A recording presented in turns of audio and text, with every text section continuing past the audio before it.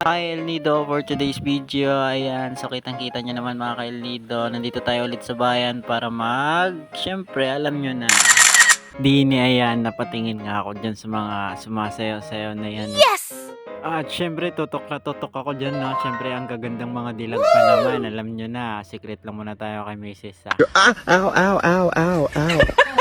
Ow, ow. Syempre, hindi pa yan dyan nagtatapos. Ayan, so marami pa silang nagpaparid at nagtatarambulan. So ayan, pakinggan nyo yung tambol nila.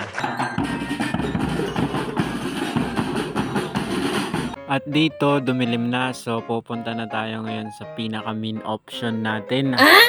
At saka pagkadating nga pala namin, ayan, nagsimula na yung sayawan. Kaya ay gusto ko na lang talagang sumayaw. At dito, bigla ko na lang napansin si ate, kakaiba yung step dance niya, oh. Tingnan nyo guys.